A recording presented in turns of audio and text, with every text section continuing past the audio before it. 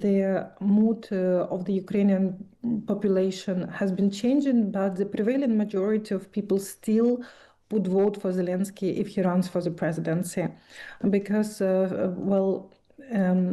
given the situation right now, the president has been in power since 2019. He's doing everything that is required from him as a president. Donald Trump is putting pressure on President Zelensky to hold elections in Ukraine as part of a potential peace deal. He says he'll do that if the US gets Russia to agree to a ceasefire. But would Volodymyr Zelensky win? The answer seems to be probably, but it depends. It depends on when exactly the poll takes place and who the rival candidates are. That's the summary of an analysis by Anton Krzyzewski in today's Sunday Times. He's a scholar at the Kyiv International Institute of Sociology, and for the last few years they've been studying voter opinion in Ukraine.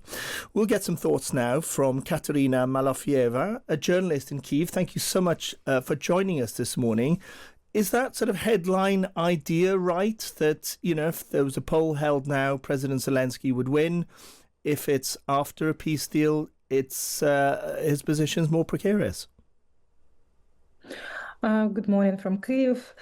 That's a very good question. I've been following the topic in the past year because the rumors about the potential election in Ukraine, they've been already, in the air, in and out. And I spoke to military, I spoke to locals. Of course, as you know, last year there was a demonstration of Ukrainian youth on the streets of Kyiv when there was like the corruption scandal in the capital.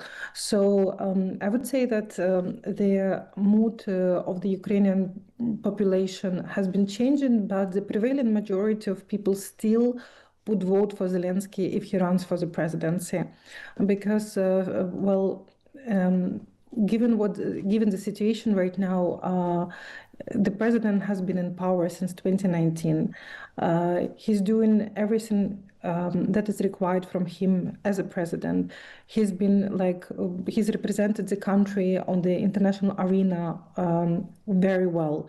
So he is well recognized, well respected. His polls outside, overseas, are very high as well. He's one of the most popular politicians abroad as well. So, speaking to local Ukrainians, not many people in the world would do what he is doing right now. He's touring Europe, touring US. He's asking the leaders for more patriots, for air defense, for weapons.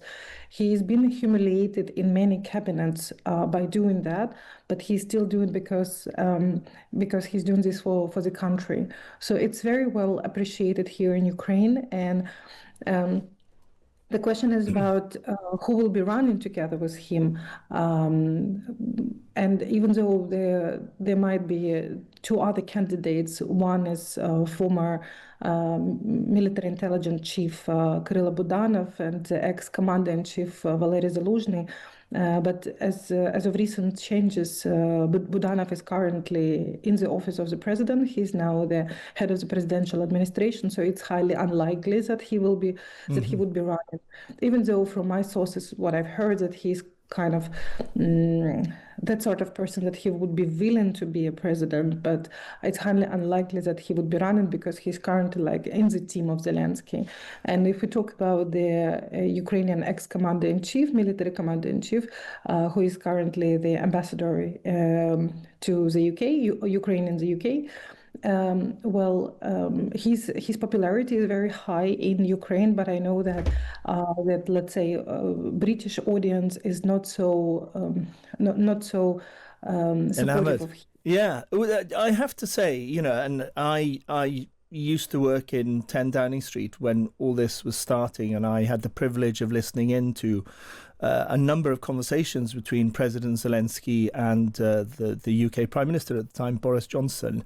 And I was in awe of this man, and I think you're right to say around the world, I think he has defined what modern leadership looks like, and certainly what modern war leadership looks like. So for a lot of us outside Ukraine, it seems extraordinary that there's even a question mark about, you know, him being turfed out of office if or when a poll takes place. So what is it that has gone wrong in Ukraine? Heard about the corruption scandal and all that, but what is it that's gone wrong in Ukraine that's made him vulnerable? And how vulnerable is he, do you think, once a peace deal is done and he's not standing as a leader in the middle of a war?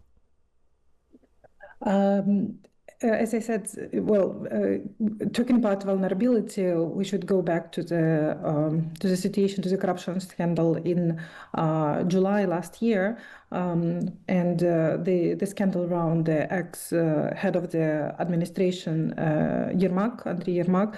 So the involvement in this Mindich scandal, Mindich Gate. But again, it's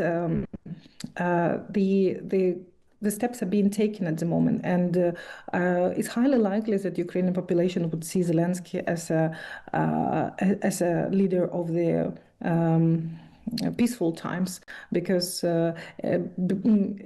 not transition. We don't really have the alternative, because it's been already 4 years.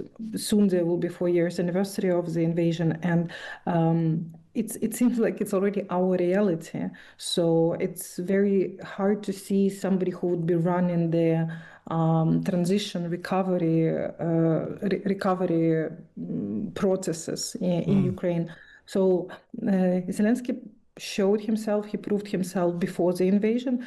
Yes, of course there are blames, there are accusations about that the country was not ready for the war. But he was doing a lot of initiatives like building the roads in the country. It was like the main project, the great road building.